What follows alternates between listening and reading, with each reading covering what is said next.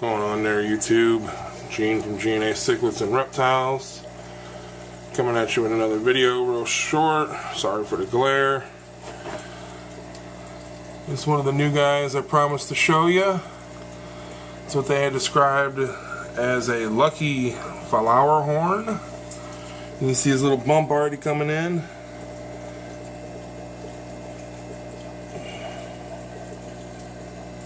He's going to be real nice though. He is in the 40 bow front all by himself. Had to change some things around. Took everything out of this bow front and they're out there in a 75 now. There he is. Looking good. Over here, right next to the bow front, we have the green spotted puffer. And he's in there still, kicking butt, loving it. Another 40 gallon. He won't stay in there for all of his life. And then we have a space here in the fish room. I'll show you what's going there in a minute. As you noticed, this is the wall the 55 was on. The 55 is gone. It's not gone, it's out of this room. Here we have the tragedy of the year. Had a massive fry die off. Don't know what happened, but if you look real close down there, we got some little Venustus fry in there. So, don't know what happened, just came in, all my Nairis were gone. They were just at the top, floating, dead. About 50 fry, don't know what happened.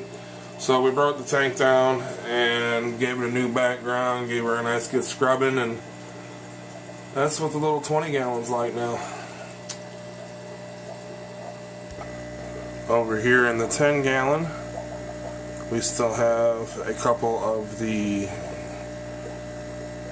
red fin tetras, and I have a egg tumbler full of Nairi eggs. So not a complete loss, at least I still have some Nairi fry. Well, we'll have. This is going to get turned into something else real soon with the plants and everything. The Anubias are actually growing really good in here. I got to get a light for this tank. But I'm going to do something else with this little 10 gallon. I'm not sure what yet. Over here, the platies and guppies are all doing amazing. Lots of snails there for the puffer. I got some, that Anubias right there is really kicking ass. I got some plants from a fish store. Of course, had some snail eggs on them. But I'm just letting them grow wild in this tank because I feed them to the puffer. So it works out for me. And these guys are looking awesome. Then we got the wife's pond. Everybody in there, happy, healthy, getting along.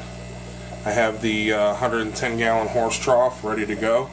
I just have to get rid of this because this helps hold that from bowing so much. But these are all going. Oh, she's out. There she is. We just misted the tank, so they're probably both out, moving around. He's down here. Not sure where he's at. I know he was just out a minute ago. Whenever you miss the tank, if you have a ball python, they like to come out. It's like it just rained. So, but both of these guys are getting moved, and I'll show you to where. I'm going to be building an enclosure for them and the geckos right here in this closet this weekend. I already have the geckos in here for right now.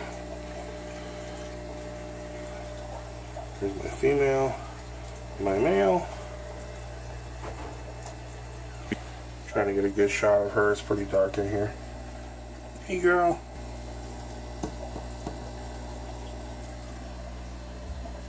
But there they are. But I'm going to build an enclosure in there this weekend to be able to move the snakes in there as well. And then the 110 gallon horse trough Rubbermaid tub will go there for the goldfish pond. Some old lights. Worry about the mess in the fish room.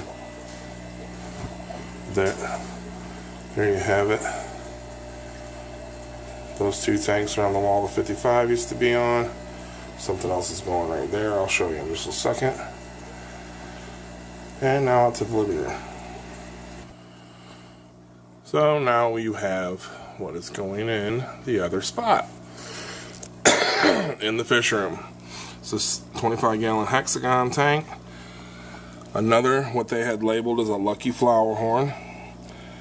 It was buy 2 fish, get 1 free. These guys were labeled at $8. So I grabbed another peacock that I wanted, him, and then wound up getting the other one for free. I'm thinking he's a him too. He looks like he's starting to get a little bit of a bump. Where'd he go? This hexagon tank messes me up. He's never been on camera before, so, but he's got some really good colorations on him. And if it's a female, all the better. But so we got Freddy in the other tank, and then we got Barney in the bow front, and we got this guy that I got a name yet. So that's going to get moved into the fish room. And now I'll show you what I did with the 55.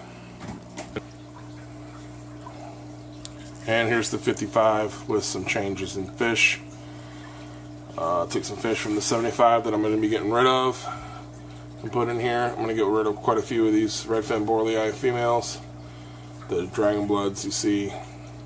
So this tank will be thinned out by this weekend.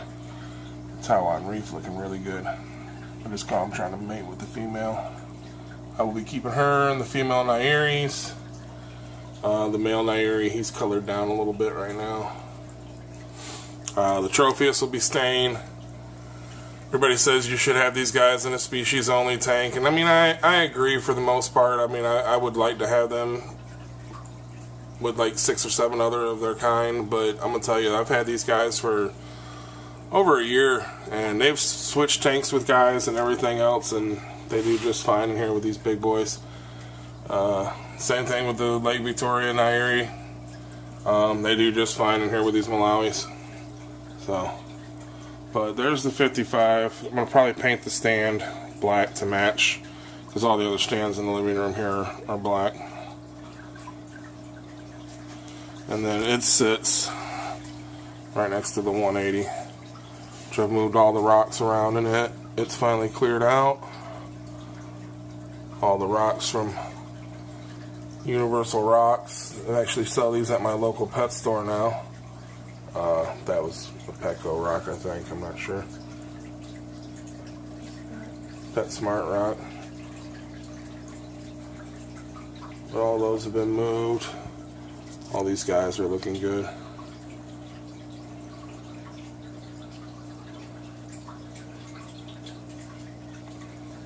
And we'll move on to another tank, because I don't want this video to go too long. It's already going to be about a 12-minute video anyway, because there's a lot to walk through in my house. Tons of surface agitation. I'll do a breakdown and everything on this tank and when I'm running on it and everything like that. That guy there was in quarantine for quite some time. I finally moved him to the 180, the sulfur head there. Hopefully he turns out to be about like him. And we'll move on.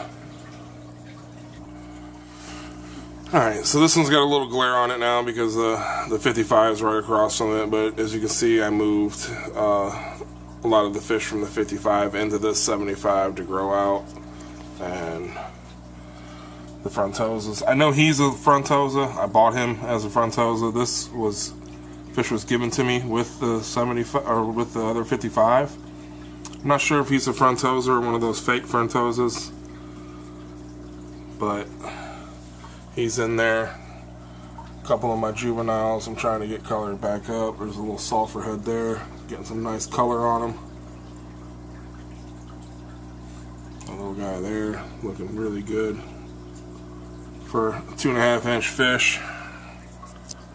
And they were completely silver when I bought them, so I know they weren't juice. And then I got the Livingstone Eyes and the Venustus baby in there, trying to catch either some males and some females. I believe the Livingstone Eye I have in the 180 is a male. He's starting to show some egg spots and starting to get a little blue in the face, so I'm staying hopeful. And then we got a Another Fusco here. I tell you, the Fusco in the 180 is just growing like 2 inches every day, it seems like. Oh, got a little battle going on there.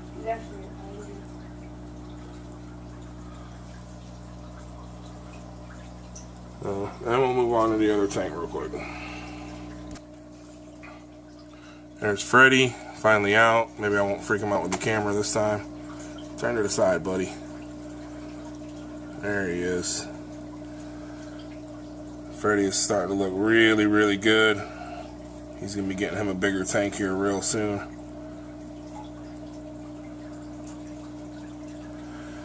And I took out the Rhino Pleco and the Bristlenose. I don't know if you can see him in that log there.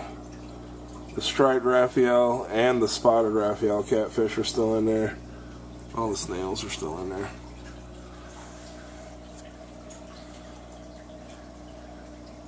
But I think that was all he was going to let me look at him. He doesn't like it when the phone's out.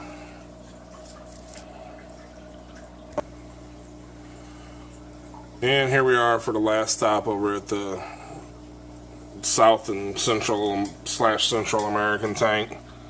Got the green terror pair. I believe I have a male and a female. I believe that's my male and that's my female. Just a lot lighter color than he is. Turquoise Severum.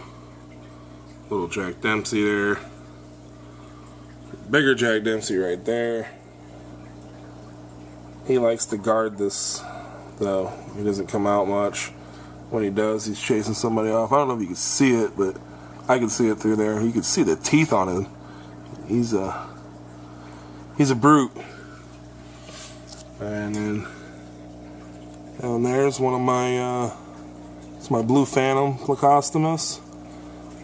That's my Rose Queen. She likes to hang out in there, especially when I'm up near the tank. I've only had her for maybe about 3-4 days, so she hides a lot still.